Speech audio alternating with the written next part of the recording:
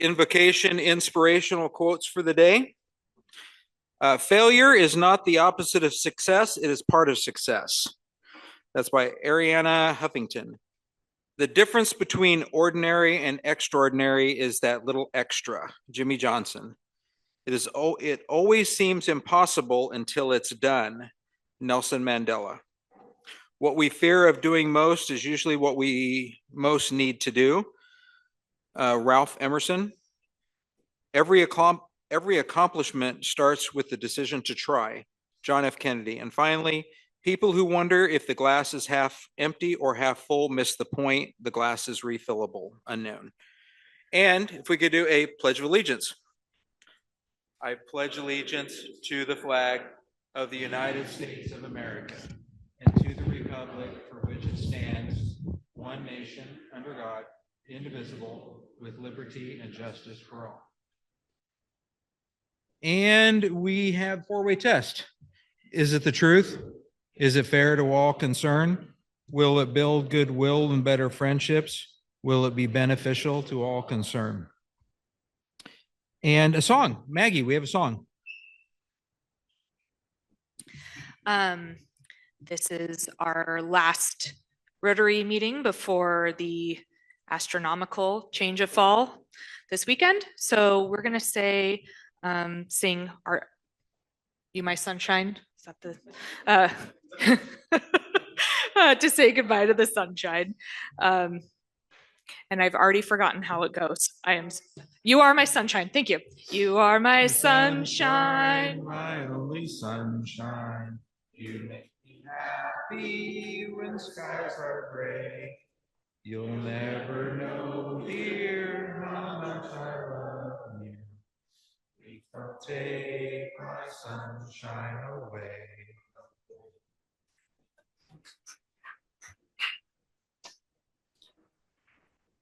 All right. Moving right into, do we have any visiting Rotarians? Any visiting Rotarians? No visiting Rotarians. Do we have guests of Rotarians?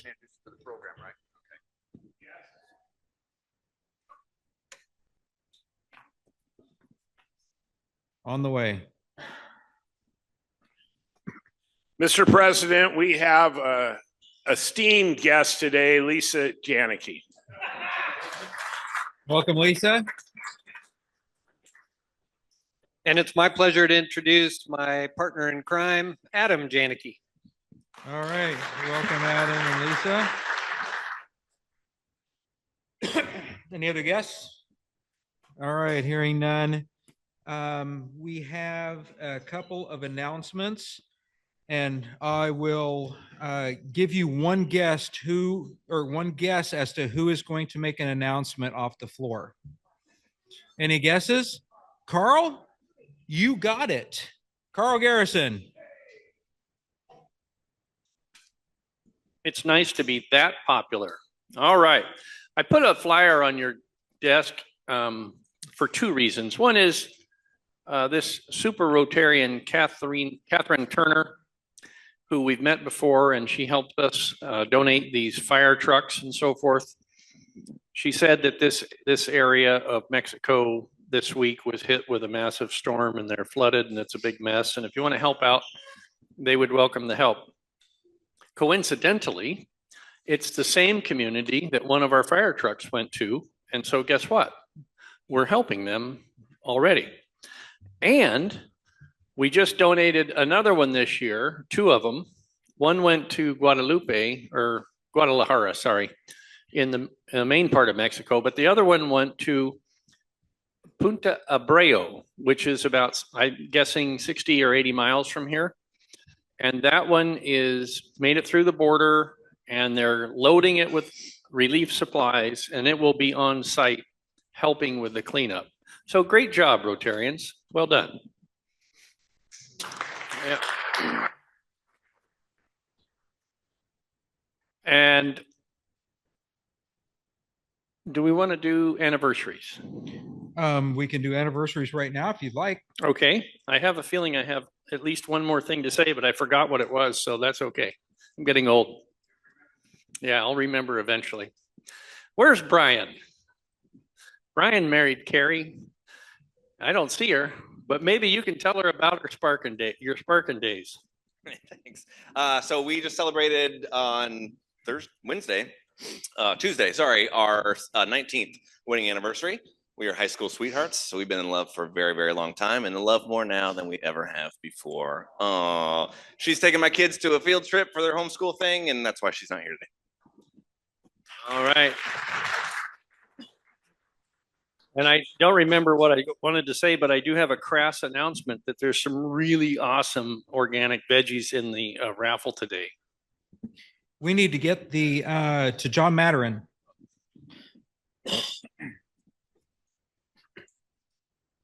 So I don't know if you noticed when you signed in, there was a little flyer about an open house that Clear Lakes Historical Association's having for our cabin that we're rebuilding.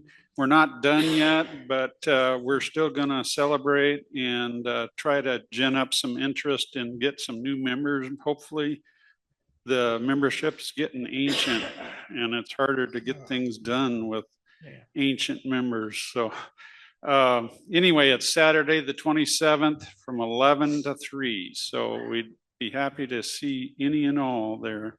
Thank you.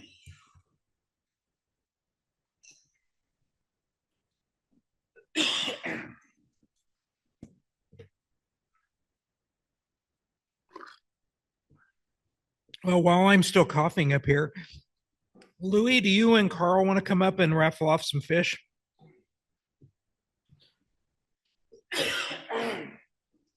What it was. Louis, what do you got in this bag? Explain this. You know, every once in a while over the years, we've auctioned off some silver salmon that some of us get lucky in the river. So this morning I got lucky, and we're going to auction off a couple fish. Now the first one is a real prize, so bid it up well, and Carl's going to do the auction. I'll lift it up. All right, Louis is going to be my Vanna. Now this is a silver caught in under the shady part of the river. Look at that thing. Look at that. It's dripping with envy or fish juice, one of the two. How many pounds is that thing? Is that about a 14 pounder? 12 pounds. All right. Now, if you go down to Costco, you got to pay a pretty penny for fish these days. Who give me, let's start the bidding at, hey, who wants to start the bidding? Let's say 20 bucks. I know that we got 20. How about 30? Anybody got 30? I got 30. Anybody got 40? Anybody got 40? We're looking for 40 bucks. 40 bucks. Anybody got 50? Anybody got 50? It's a big 12-pound fish, fresh caught this morning. We got 40 looking for 50. Anybody at it? 50? Hey, we got 50 looking for 60. That's starting to get in the right area here. So this is a silver, a coho, caught this morning. We got 50 bucks looking for 60. Anybody? Yes. Anybody at 70? We're looking at 60 looking for 70. 60 looking for 70. Yes. Did John Schmidt have anything to do with the catching of this fish? Did John Schmidt have anything to do with catching this fish? No. Okay, it's probably legal. We're good to go. 150, yeah. Okay, 10 bucks a pound. It's 12. That'd be 120 bucks. Okay, so I think we're at 70 with me. Anybody want to go 80? That's still a steal. Oh, at 70, I'll go 80. Okay, so I'm 70. Are you going to go 80? Okay, we got 80. You're looking for 90. Anybody? It's still on sale at 90 bucks. Come on now. Anybody? I'll tell you what. That's the big fish. Yeah. Okay. All right, last call, 80 bucks. Anybody in it? $90. It's a deal. All right. Maybe Louis would even agree to fish with you next time if you went at 90. Anybody? All right. Sold. Thanks, Travis. All right. All right, let's see what the little one is. Little means tender and delicious. Yes. Is Louis going to fillet and deliver? Yeah. Look at that. A nice bright coho. That's probably what, 5.5 pounds. Yeah, it's a nice one. I'll start it at $30. Anybody in at 40? Hey, we got 40 looking for 50. Anybody at 50? We got 40 looking for 50. And it all goes to a good cause. 40 looking for 50. 40 going once, twice. $50. We got one at Lisa. 50 looking for 60. Okay. All right. And you live in Alaska and you catch these all the time. That's how good these fish are. All right. 50, final call. Anybody online? Anybody anywhere looking for $60? Sold to Lisa Janicki. Thank you, Lisa. All righty, thank you, Carl, and thank you, Louis. Appreciate it. Thank you, those that were bidding. Appreciate it. And I guess Louis will be butchering a fish back there in the kitchen here if you need. Our other announcements we have today. We talked about this a little bit the other day, but we're still waiting on some prices for the new refrigerator in the back. We've agreed to pay for half of a refrigerator, and the city's going to figure out the other half. I talked to Nathan just the other day. We have the Burlington Rotary auction coming up October 4th, and they've reserved a couple of tables for guests. So if you could let me know, and I'll let Stephanie Hooper know as soon as possible. It's going to be at the Swinomish Casino. And then our next board meeting coming up is October 14th, 5:30 at the Senior Center. And the final announcement is just start planning for the Christmas party. That'll be December 5th. So take a look at or get that on your calendar now. And Becky just talked to me this morning about already getting the cost for the dinner with LaConner Seafood. And once again, they've been treating us real well. I think I've got an appointment for another city council meeting regarding alcohol at the community center, just to find out where we're going to go with that. So I'll let you know when that happens. So next up, Frank, do we have a raffle? Rick, do we have a raffle? Rick, Frank, Maggie, do we have a raffle?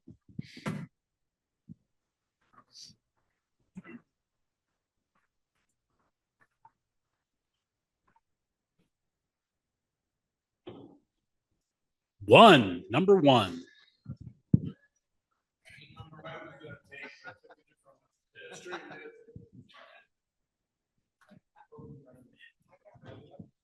I think we also have some fresh vegetables up here from Carl, wine, or the spin. 14. Travis.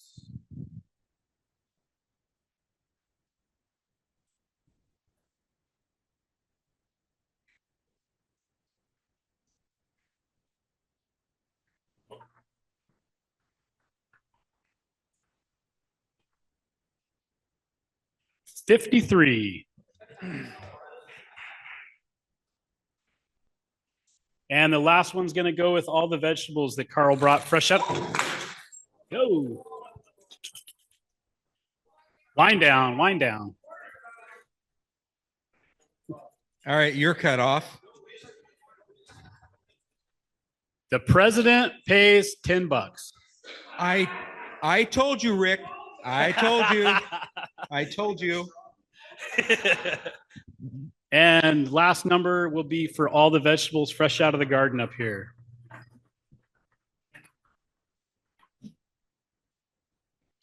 $22.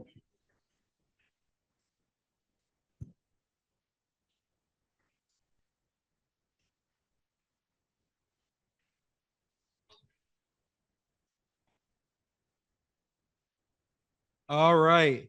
So while we're trying to distract everybody from the cleanup crew, Maggie, do we got Sergeant at Arms ready to roll?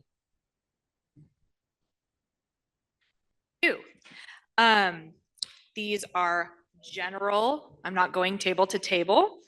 If you didn't make it to the salmon barbecue last Thursday, $1. I also need a couple of people to gather money if that's possible. Yeah, that'd be great. Thanks.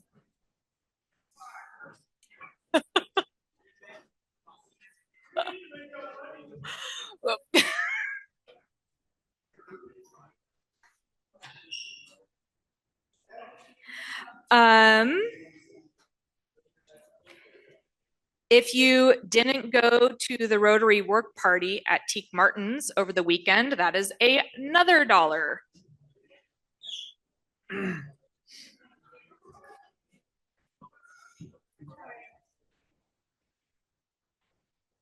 If you signed up but didn't actually show up, that's $2.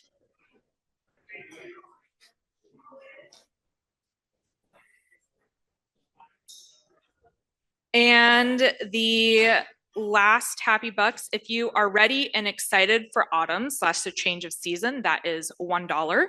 If you are not ready for summer to end, that is $2.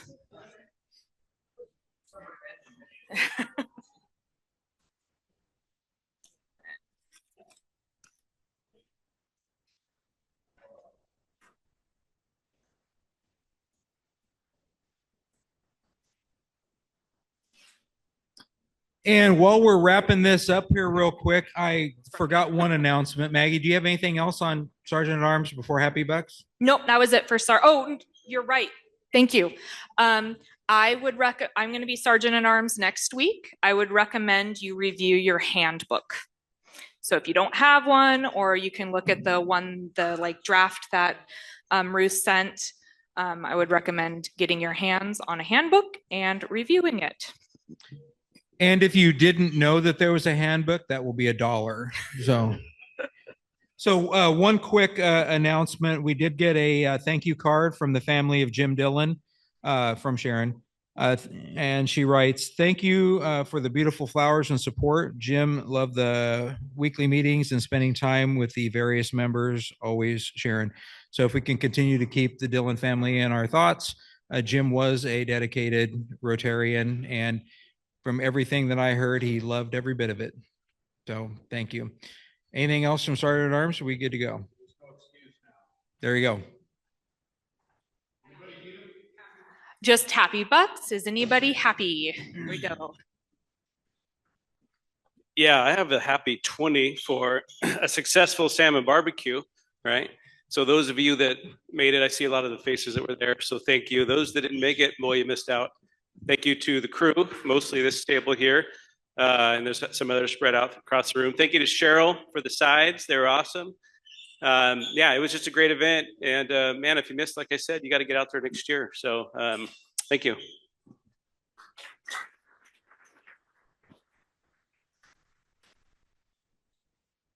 Well, I ended up with half a salmon because I couldn't give it away, and I figure it's 20 bucks for whole salmon. So here's $10 for the half a salmon, and that was, Josh, some of the best salmon I've ever had. So good job.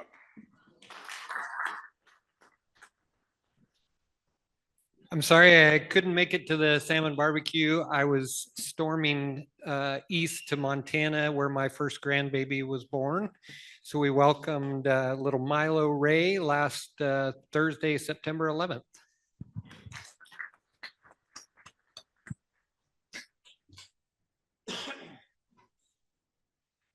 F5 happy bucks.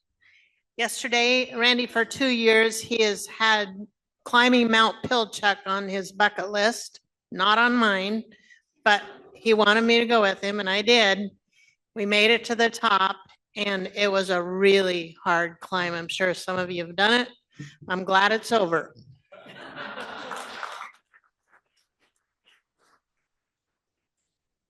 Any other happy bucks?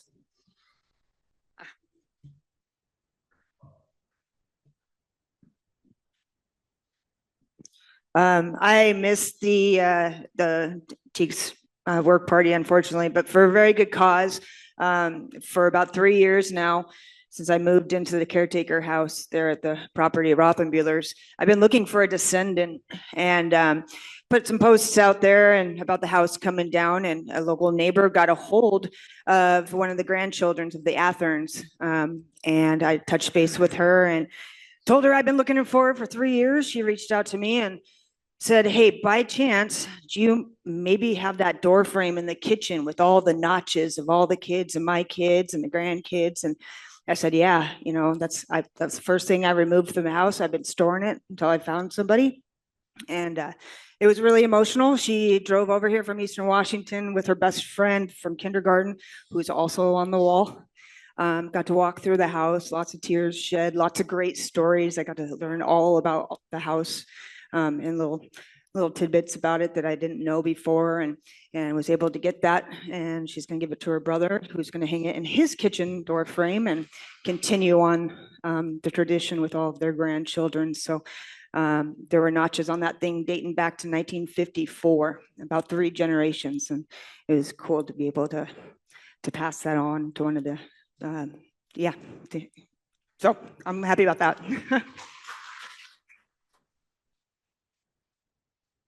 All right, next up, we've got early leavers, if you're an early leaver, but we've got Frank getting ready to come up and announce our guest today. It's our county EMS, is it director?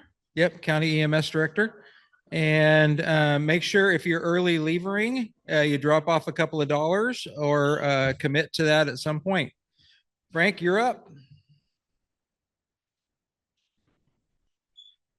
So I want to introduce to you Josh Bologna, our Skagit County EMS Director. He's been with the county now for almost 7 years. He started out as our EMS training coordinator, running the training for all of our EMTs, paramedics throughout the entire valley, which at that time I think was a little 550 or so, and we're probably way above 600 now. He manages our EMS levy and all those contracts. And as you know, back in 2019, we took on the ambulance services in the fire departments across the valley from Central Valley, which at that time, with the support of our county commissioners and elected officials, we went from 4 ambulances here in Central Valley to I think sometimes we're above 11. And that's a testament to all of our taxpayers and all the work that Josh and his crew does. And he's going to present a lot of the things that we don't really see as the layperson behind the scenes that they do for the county. And Josh, along with taking care of and being a steward of those funds, he also is on hundreds of committees. I sit on some of those with him, but he's on some rulemaking stuff, some legislation things. He's newly elected to a chair of the board of rulemaking, I believe. So a great asset to the county, a great partner to our community and Sedro Woolley Fire in this city as well. EMS Director Josh Bologna.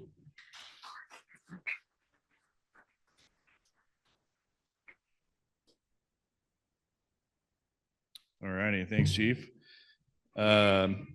Chief said I had 4 hours or 200 slides, whichever comes first. So we'll try to get you out of here before dinner time.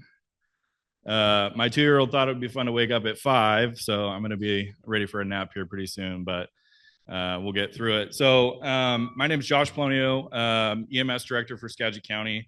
Like Chief Wagner mentioned, I've been here since 2018. You can go to the next slide. This is sort of my resume in a nutshell. I started out my career, if you will, in the upper left-hand corner. I was about 15 years old, volunteering with the American Red Cross in Seattle. And they had a program called the First Aid Service Team.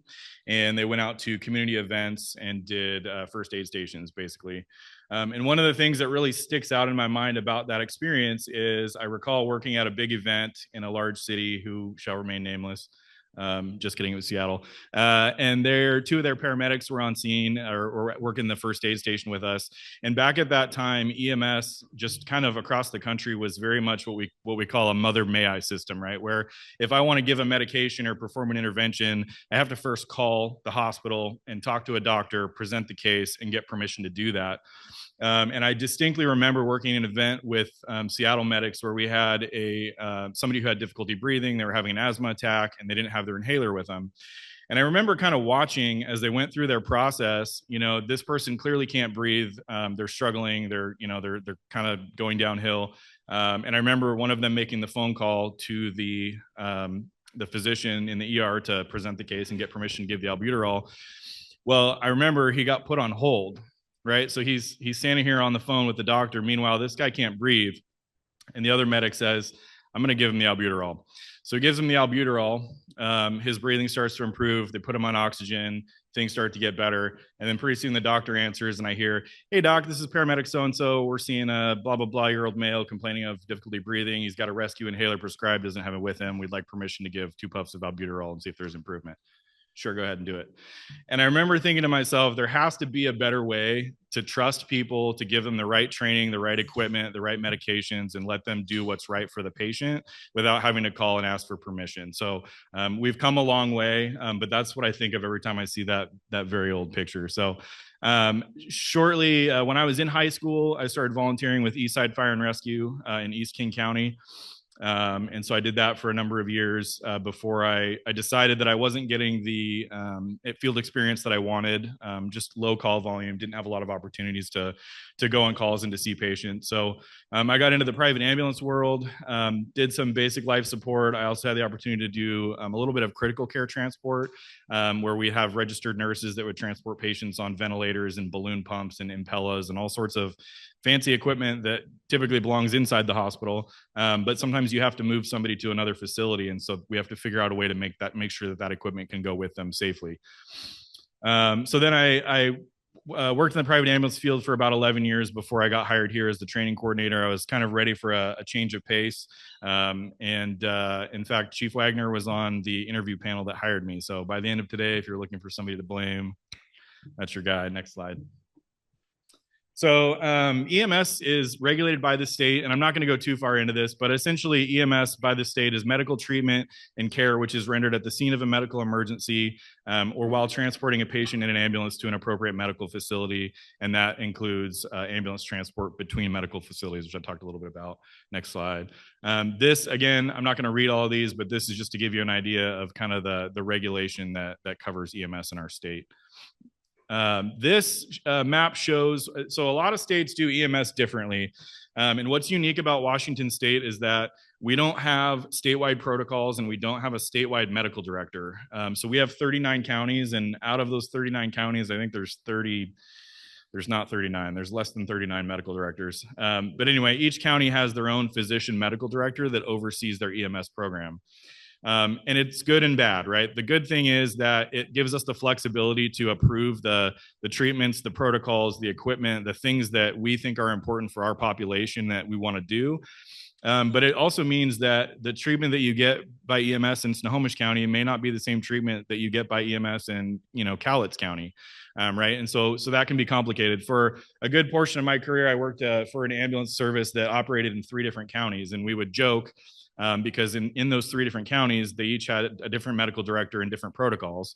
And in fact, in one county, we had 3 or 4 pieces of equipment that were only required and only allowed to be used in that county. So we used to joke about how we should have had a storage locker on the side of I-5. So when you cross into Pierce County, you stop and pick up the things that you can use in Pierce County because you can't use them anywhere else. So that gives you kind of an idea. Those are the physician medical directors for all of the counties in Washington State. Dr. Russell is our medical program director. He's a physician here at Peace Health United. This kind of gives you a broad overview of the EMS system in the state. So the Secretary of Department of Health oversees the EMS and trauma care system at the state level. And then there's the EMS and Trauma Care Steering Committee. That committee has 9 technical advisory groups. So I actually sit on the pre-hospital committee as a representative for the North region, which is our 5-county region up here. And then each region has a council, right? So the North region is ours. And then we have a local EMS and Trauma Care Council, which is an advisory board to that regional council. And then it goes down to your county, city EMS administration, and then your actual EMS provider agencies. And then you'll see that the medical program directors, which is those physicians from the previous slide, kind of are the bridge in between those councils and the individual EMS provider agencies. So EMS in Skagit County, we are a department of Skagit County government.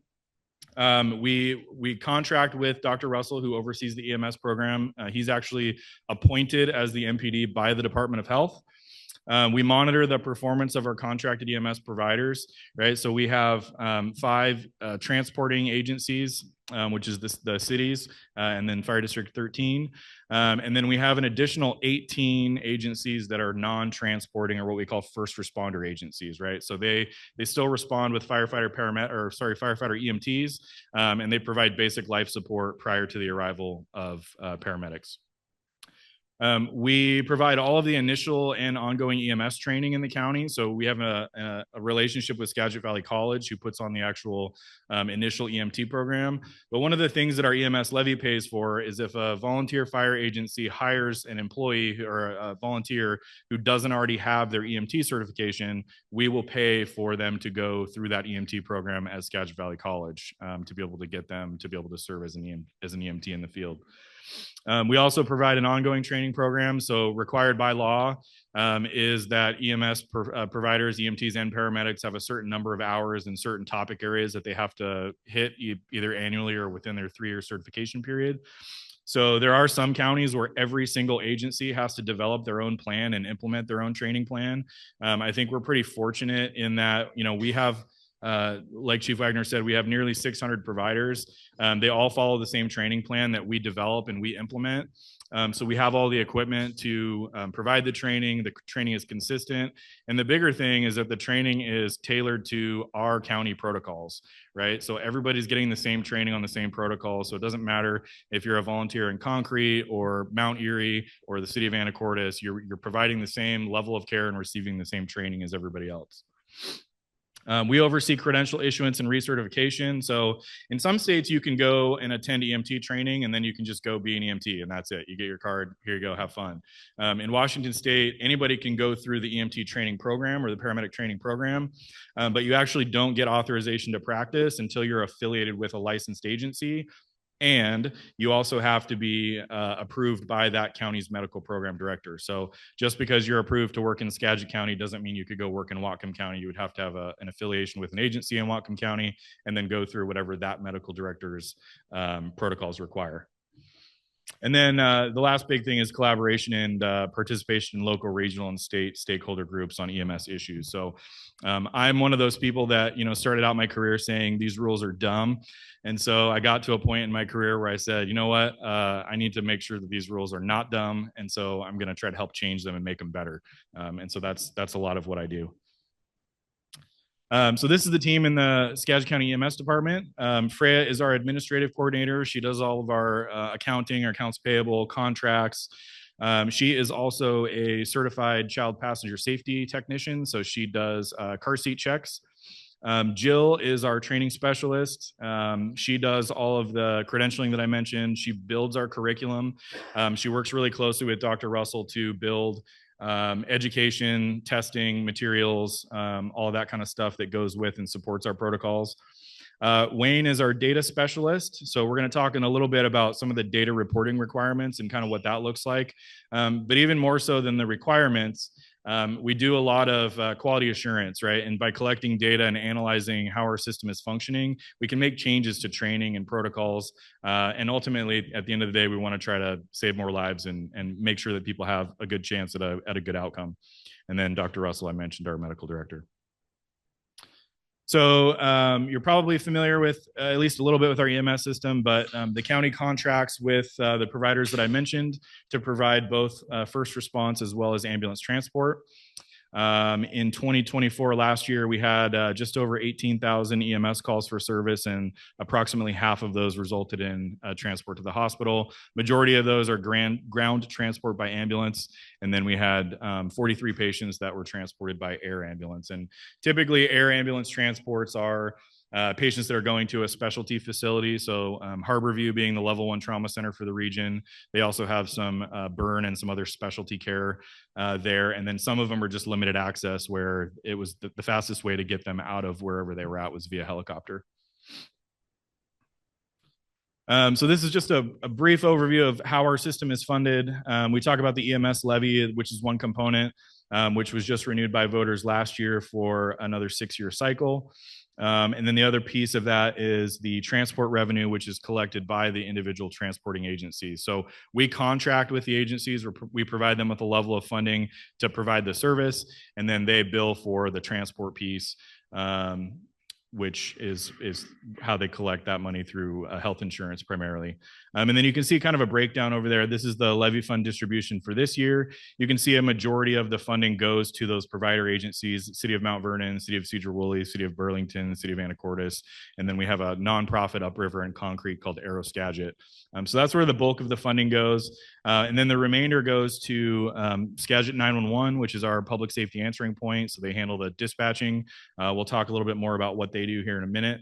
The EMS training that I talked about, the EMS administration, which is the oversight piece, and the physician medical director, and then the BLS fire district. So that covers a portion of the training that I talked about, as well as we pay for some of their disposable medical supplies and durable equipment that they use to go on calls. So we use a tiered response system here in Skagit County. So it starts with system access, right? We dial 911. The phone gets answered at Skagit 911, which is our public safety answering point. They perform what's called emergency medical dispatch. We use a pretty advanced technology called the medical priority dispatch system. So a lot of people think that when you call 911, it's just like a secretary or a receptionist or somebody that just answers the phone and passes the information along. But they're actually specially trained to be able to do what we call interrogation of callers and determine what the issue is. And we'll talk a little bit more about that here in a minute.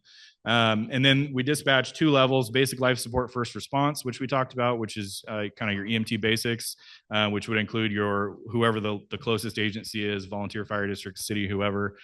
And then advanced life support if necessary, and then transport to definitive care.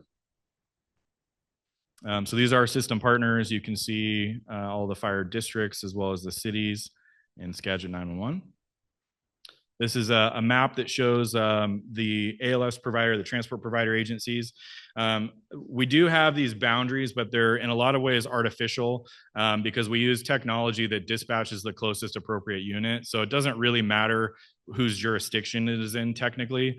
If Sedro Woolley is closest to a call in Burlington, then Sedro Woolley is who gets dispatched, right? And so really we use AVL, or automatic vehicle location, and so it tells the dispatcher and makes a recommendation of who to send based on their actual driving distance and time and other factors. So it's not necessarily, if you're in Mount Vernon, it's not necessarily going to be Mount Vernon Fire that responds. And just depending on the time of the day and the busyness of the system, it's not uncommon to see strange things. Like it doesn't happen very often, but I know a couple times, for example, a medic unit from Anacortes has responded to a call in Sedro Woolley, right? Usually they don't make it here. Somebody clears up and becomes available before that happens. But don't be surprised if you see something like that happen, because everybody works together seamlessly to get the job done.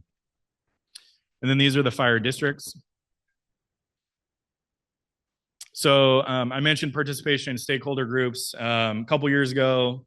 Well, actually it was more than a couple years ago, but Department of Health opened up 33 sections of the Washington Administrative Code that are specifically related to EMS and trauma in our state.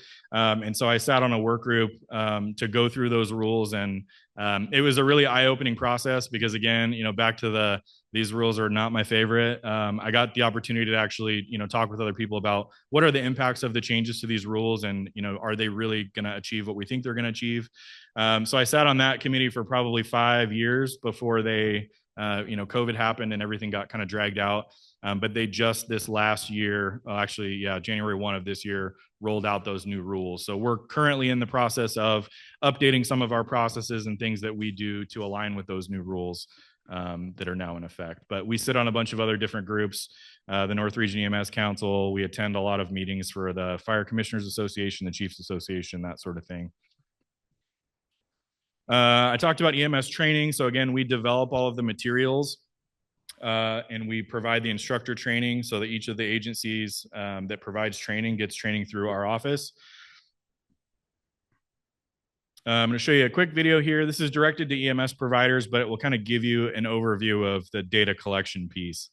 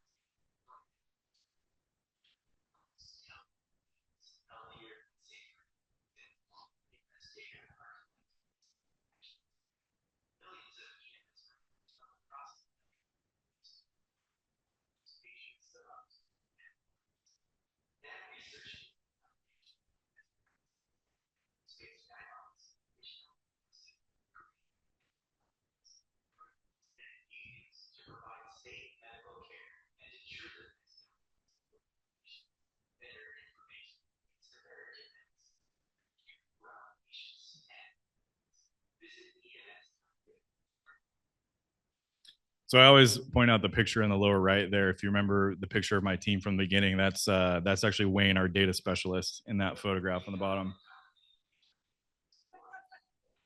You go to the next slide.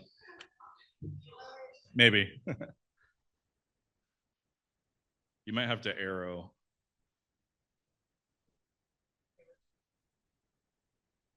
There we go. So I'm not going to get into this because it's pretty boring, but we have a statewide EMS registry, and then there's a national EMS registry.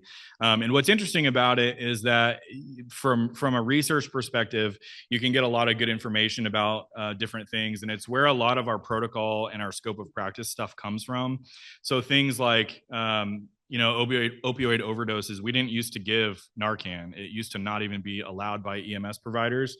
But they use these data sets to look at, well, who's doing it and what's working and what's not working.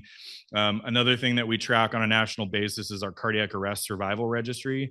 And so that's another piece where collecting that data helps us figure out what is actually working to help save lives and what is not working. And then we can adjust our protocols accordingly.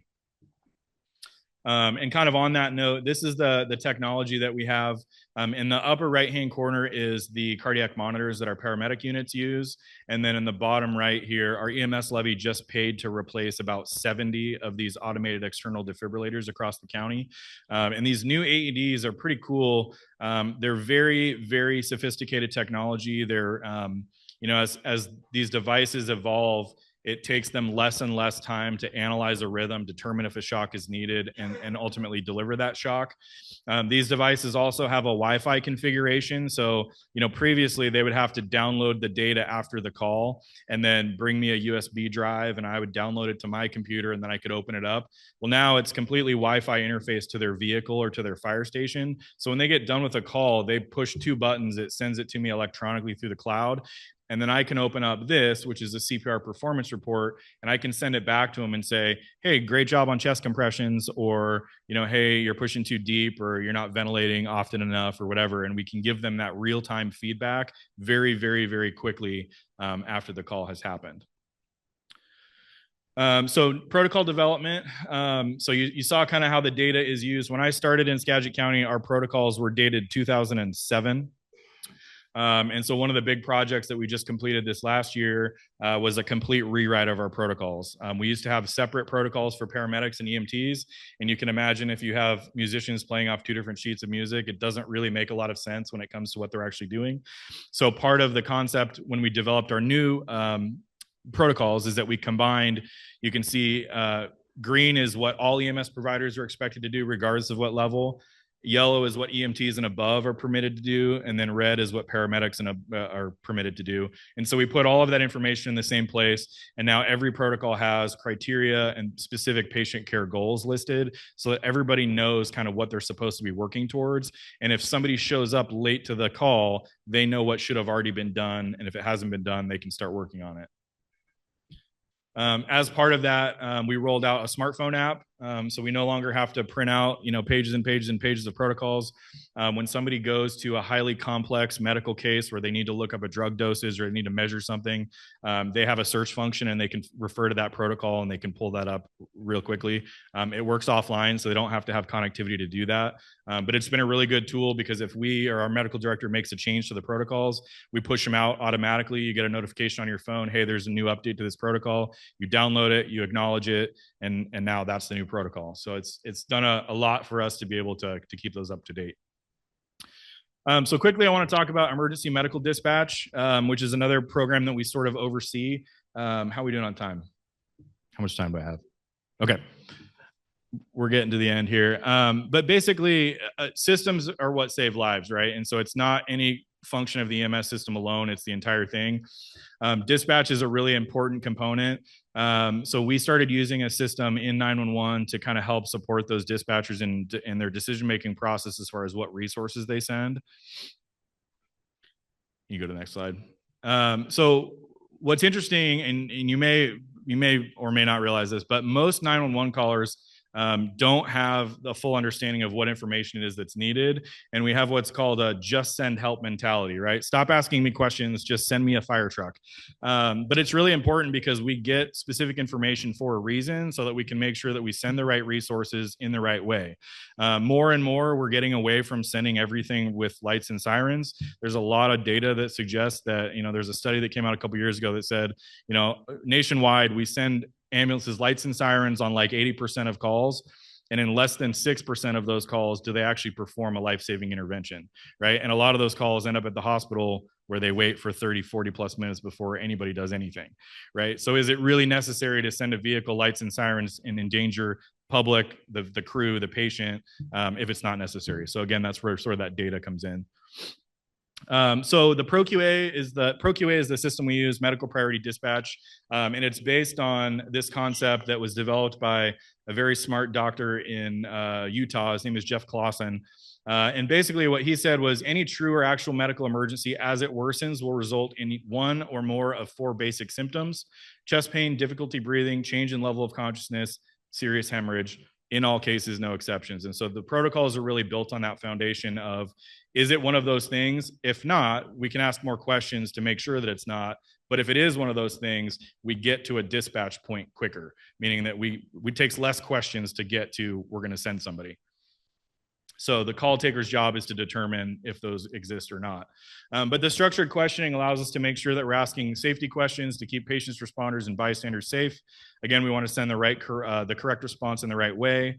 The other piece of that is we provide post-dispatch, or what we call pre-arrival instructions. So if you don't know CPR, if you don't know how to control bleeding, my favorite one is childbirth. If you don't know how to deliver a baby, you can call 911 and they will give you step-by-step instructions. And we've had that happen. I'll show you a photo here at the end.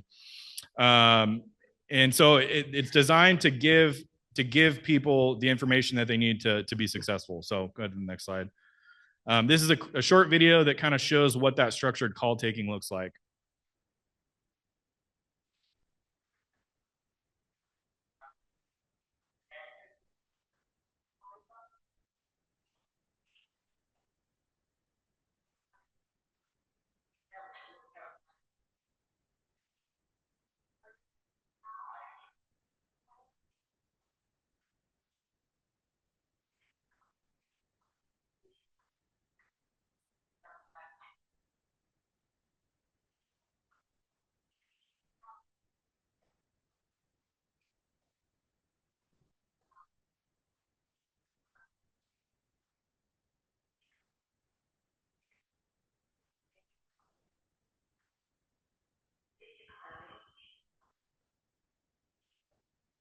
Okay, so that red light flashing in the top right, that's the dispatch point, right? So that's when I have enough information that I can send the units, but they're going to keep asking questions.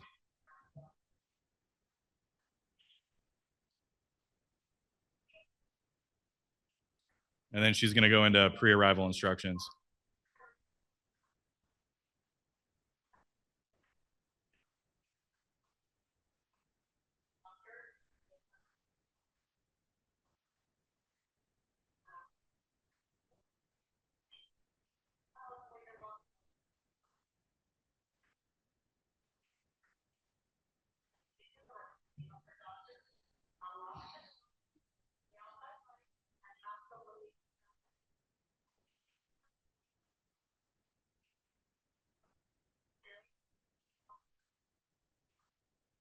Okay, so that's a quick version of what it looks like. But again, the sicker the patient, the quicker it gets to a dispatch point. If you say they're not breathing, they're not conscious, it's going to go directly to a dispatch. No, you're fine. Versus asking those follow-up questions. But it's important for people to know that answering the questions doesn't delay the response, right? So they're going to keep asking questions, but people are coming.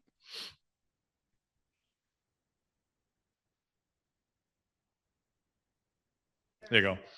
So last couple slides here. One of the things that we collect out of our system using that protocol system is, what are the top 10 most common dispatches, right? What are the natures that we send EMS out for? Does anybody have a guess on what the number one is there on the far left? Nope, that's in the top 10, but it's not number one. Nope. Go ahead and click the next slide. So the number, this is 2023 data, but it's actually still pretty accurate. Falls is number one. Sick person is kind of the generic. We're not really sure what it is, but they need somebody to be evaluated. So that's where that one comes from. Unknown problem is similar. That's I just drove by and it looks like somebody's unconscious in a vehicle, but we don't have any other information. And then unconscious, motor vehicle accident, chest pain requested by law enforcement, abdominal pain, and then bleeding. So those are the top 10. This is our highest acuity, which is our cardiac arrest. You can see, I don't remember the time frame on this one, but this is one of the data points we look at. We had 141 cases in this instance. And what this data tells me is that on our cardiac arrest calls, right, which is, again, you can't get any sicker than being in cardiac arrest, we typically take 43 seconds from the time of call to the time that units are dispatched. So you click the next slide button. Okay, 43 and then one more. So the American Heart Association standard is 90 seconds and the National Fire Protection Association standard is 60 seconds. So that's one of the metrics that we look at to make sure that we're getting units out the door in an appropriate amount of time. This is just some of the fun stuff that we do to look at what we call demand analysis and determine where we need resources and when. So the heat map on the top shows the time of day and day of week. And we look at this on an annual basis. So I think on this one, I don't remember what year it is. I can't read that small writing, but typically Friday afternoon. So I think on this one, Fridays around 4 p.m. is typically our busiest time for 911 for EMS. Yeah. Oh, okay. Yeah. So anyway, that's just one of the data points that we look at in terms of moving things around and where we have resources. So one of the other things that we manage is the public access defibrillator program. So any public building that has a public access defibrillator, we want to get added into our registry. And you can do that by going to aed.new. You can see the link there at the bottom. There's also a smartphone app you can download. But the benefit to that is that it actually connects to our 911 system so that when you dial 911 from this facility and say, hey, Chief Wagner just collapsed, they're going to tell you, hey, there's an AED on the wall of the building in the back by the kitchen, right? And if you have the Pulse Point app, it'll actually alert you and it'll show you a picture and guide you to where that is located. So these are the devices that are currently in our system. And this is publicly available. You can view this map online on the county website. So this is the last thing I wanted to talk about, which is Pulse Point. So watch this quick video and then we'll wrap up.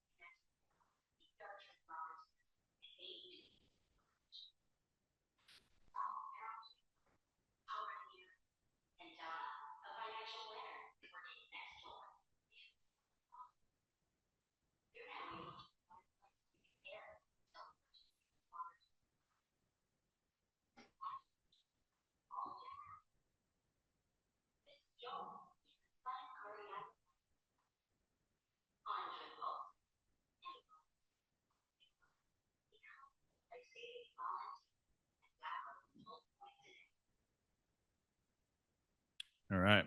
Fortunately, you live in a Pulse Point connected community. So this is again how it works. Call comes in at 911 for a cardiac arrest. It goes out through the Pulse Point system. So anybody who has Pulse Point on their phone will get notified. You can go to the next slide.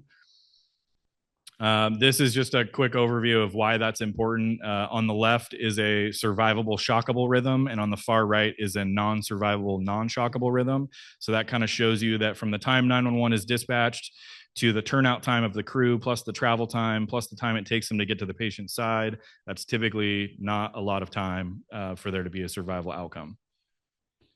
This is a map that shows all of the fire stations in Alameda County, California. Why am I showing you that? Well, the next slide is going to show you all of the Pulse Point volunteers that are connected in that community, right? So if you're going to have an event in Alameda County, if you look at the number of stations versus the number of people who could potentially start CPR prior to EMS arrival, that's a good thing for survivability. Next slide. So we implemented Pulse Point in Skagit County in 2024. And we have about 2,000 people, I think, registered as Pulse Point responders. Go to the next slide. In May, we had a success story at Burlington Costco. You might have seen this on the news, but there was a gentleman who had a cardiac arrest in the Costco. Costco actually has 70 employees that are trained in CPR, and they have an AED on site. 3 people were notified through the Pulse Point system, one being an off-duty firefighter from the city of Coeur d'Alene Fire Department, and 2 nurses. So they all responded to the scene. You can go to the next slide. And this is Dennis. And Dennis was kind enough to allow us to share his story to help save other people. But Dennis is alive and well. He spent about 2 weeks in the hospital. He was shocked 2 times by Costco employees and bystanders and that off-duty firefighter before Burlington Fire arrived.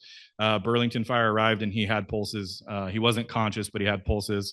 I got on scene. He was still in the back of the ambulance, and he was transported to the hospital. Like I said, he was there for about 2 weeks, but he's doing well. He's home with his family. So we appreciate that he's been willing to share his story. Not everybody is. It's a hard thing to go through, but I think it really helps to paint the picture of why this technology is important and why it works, because it really does lead to positive outcomes for people who may not survive in other communities in a similar circumstance. So recognition. So I mentioned, so on the picture, the third one from the right on the top, that's a dispatcher that delivered a baby over the phone. And what's funny about that is when we implemented this new technology, I got some gripes from dispatchers who, thought they didn't need it. And, I can do this. I don't need this technology. And within 2 weeks, that dispatcher called me and said, I'm really glad we have this software because I felt like I had been delivering babies over the phone my entire life because I had the script in front of me. I was able to give all the information, answer all the questions. And listening to that tape, you could actually hear the baby crying in the background afterwards. So that was pretty cool. And then lastly, we apply for grants on behalf of our EMS agencies to make sure they have the equipment they need for training as well as for responding. So these are some grant awards. We got a high fidelity simulation mannequin. We got some mass casualty kits. Next slide. The top is some pediatric transport equipment because you can't just put a baby on an adult sized stretcher. That's not necessarily the best way to do that. And then the bottom, those are actually childbirth mannequins. We had to be real careful with how we positioned those for the photo, but it's technology that not everybody has, right? And so it's skills that we don't get to do very often. And so we're fortunate that we have access to that. Community outreach. And that's all I have for you. This is one of my favorite pictures, but what's funny is that despite my best efforts, my 2-year-old could care less about police cars, fire trucks, and ambulances. But she can hear a garbage truck coming from a mile away. So I'll keep trying, but my contact information is here. If you have any questions or if there's anything in the presentation that you want to know more about it some other time, feel free to reach out to me and I'm happy to help you with that. So thank you.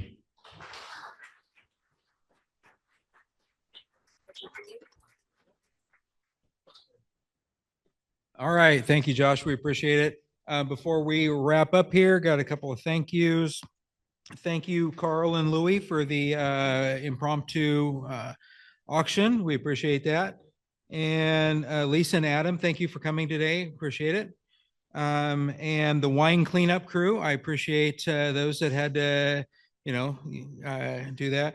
And Mark, you're lucky I wasn't the fining guy today. You stole all my money last week. But thank you all. And with that, if there's nothing else, and help clean up